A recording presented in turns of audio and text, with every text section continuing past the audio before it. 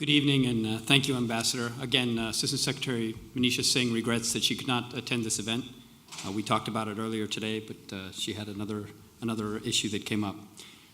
So she asked me to speak to you. I want to compliment the remarks that Undersecretary Rood made. We certainly subscribe to all of the important issues he raised: maritime security, counterterrorism cooperation, broader defense cooperation. Extremely important. No surprise, what I want to focus on is economic growth and development and trade, as Ambassador Merrill referred to. So when we look 10 years down the road, we see a flourishing U.S.-Indonesia economic partnership. Indonesia is poised during that period to become one of the world's largest and most dynamic economies. We congratulate you on that success.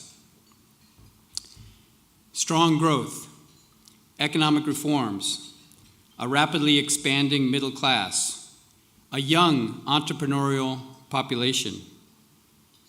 These are things I saw when I served in Indonesia, and these have combined to make Indonesia a very attractive market for trade and investment. That's what I'm hearing now from U.S. businesses on the U.S. side. We share the common goal of fostering growth and prosperity in both of our countries. We can do this by expanding trade and investment with one another. Our two-way trade, totaling $25 billion per year, creates jobs, raises living standards, and delivers needed products and services in both of our economies. On the U.S. side, soybeans, cotton, wheat serve as crucial high-quality materials for many Indonesian businesses, including small and medium enterprises that produce delicious tempeh and tofu, and also textiles and noodles. In 2017, U.S. exports to Indonesia rose over 14%. We were glad at that, and frankly, we want to see more. We want to sell more. Similarly, Indonesian products are key ingredients for our multi-billion-dollar rubber, confectionery, beverage, and food service industries. So today, from this foundation, I think an important new development is U.S. technology companies are helping to empower a new generation of Indonesian startups. That's going to help create one of the world's, and is already creating one of the world's most vibrant digital economies. Indonesia's thriving tech and e-commerce sectors offer great opportunities for U.S. companies. Google Indonesia is investing in promising Indonesian startups like Gojek and is training Indonesian developers. This kind of collaboration will enhance the strong digital ecosystem that's growing between our two countries. Indonesia is also working to expand its electricity, transportation, and telecommunications infrastructure. All of this going to fuel its economy.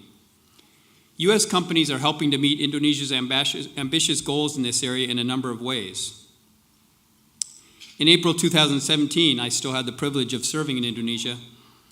Vice President Pence and Yusuf Kala witnessed signings for over $10 billion worth of deals in the power sector. These have the potential to bring great benefits to Indonesia through clean sources of electricity, more efficient power transmission, and improved energy access in remote communities. U.S. firms are also constructing Indonesia's first utility-scale wind power project and one of the world's largest geothermal power plants. They're also working with state power company PLN to lower the cost of power transmission by reducing losses and increasing efficiency. Turning to another area, transportation. U.S. firms help form the backbone of Indonesia's growing aviation sector. Just this April, I was delighted to learn, Lion Air Group officially announced its latest order of 50 additional 737s, Boeing 737s, $6.24 billion on that order. This means Lion Air now has the largest incremental order for Boeing aircraft anywhere in the world. And Honeywell recently agreed to sell 34 engines to PT Dirgantara Indonesia, and this will enable Indonesia to achieve achieve its dream of a domestically produced aircraft. As you may know, at the APEC CEO Summit in Vietnam last November, President Trump offered a renewed partnership between countries in the region and America to work together to strengthen the bonds of friendship and commerce between all nations of the Indo-Pacific, and together to promote our prosperity and security. The administration has been clear that strengthening trade and economic ties through free, fair, and reciprocal trade are vital to ensure regional prosperity and stability. Our companies and our government are ready to unlock the extraordinary promise in our trade and investment relationship. As friends, we can be honest about areas where we can do better, and we can work together to make those happen. We in the Economic Bureau, speaking on behalf of my boss, Assistant Secretary Manisha Singh, we are optimistic about Indonesia's economic future and about the enduring U.S.-Indonesia economic relationship. We are encouraged by the steps Indonesia has taken, and we look forward to working with Indonesia to further develop our economic ties and our strategic partnership.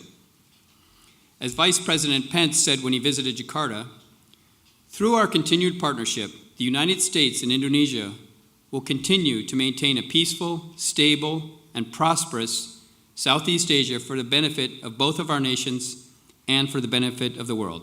Thank you. Terima kasih.